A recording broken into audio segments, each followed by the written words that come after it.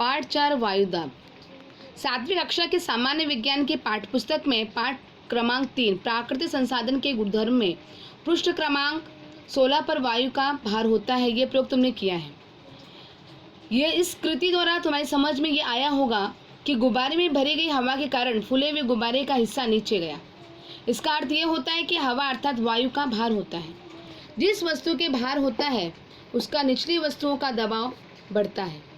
वैसे ही वायुमंडल का दबाव पृथ्वी पर अथवा भूपृष्ठ पर पड़ता है। पृथ्वी के ऊपर पड़ने वाले इस वायुदाब के परिणाम स्वरूप वायुमंडल में आंधी, तूफान, वर्षा जैसी अनेक गतिविधियां घटित होती हैं। इसके कुछ प्रमुख कारण हैं जो निम्न हैं।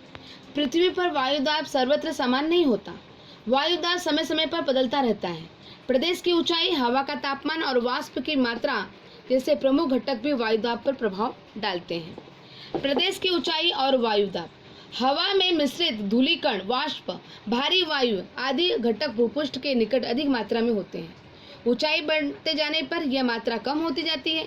भूपृष्ठ से जैसे जैसे ऊपर जाते हैं वैसे वैसे हवा विरल होती जाती है। ऊंचाई बढ़ने पर हवा का दाब कम होता है। परिणामतः हवा का दाब ऊंचाई के अनुसार कम हो जाता है। हवा का तापमान और वायुदाब।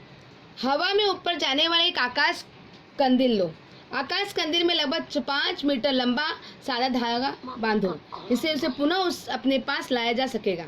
आकाश कंदील के लिफाफे पर लिखी सूचना के अनुसार आकाश कंदील को सावधानी से खोलो और उसमें रखी मोमबत्ती जलाओ। क्या होता है इसका निरीक्षण करो। कुछ समय बाद आकाश कंदील से बंधी हुई डोर से आकाश कंदील को नीचे उतरवा लो और उसमें लगी मोमबत्ती को बुझा दो।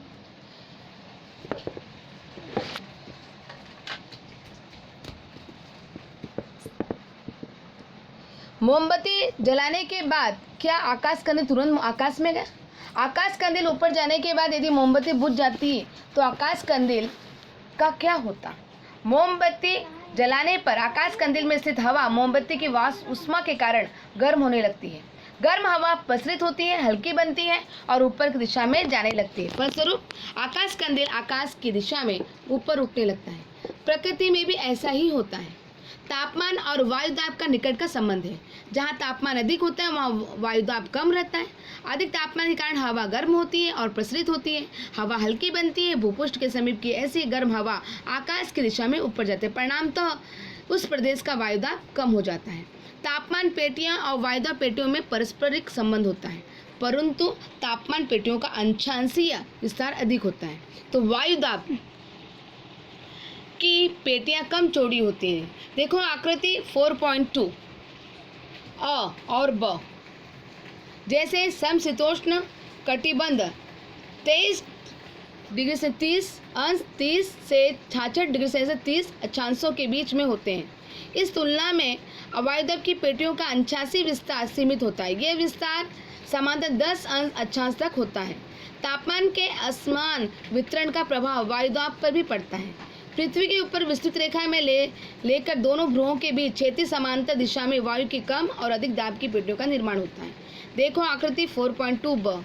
आकृति 4.2 अ और ब का निरीक्षण करो और प्रश्नों के उत्तर बताओ। उष्णकटिबंधीय प्रदेशों में कौन कौन सी दाब पेटी प्रमुखता पाई जाती है?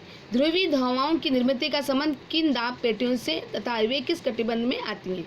उष्णकटिबंधीय प्रदेश में वायुदाब कम रहने का क्या कारण है?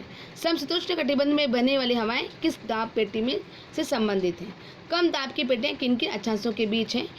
इन प्रश्नों के उत्तर आप कॉपी में लिखकर उसे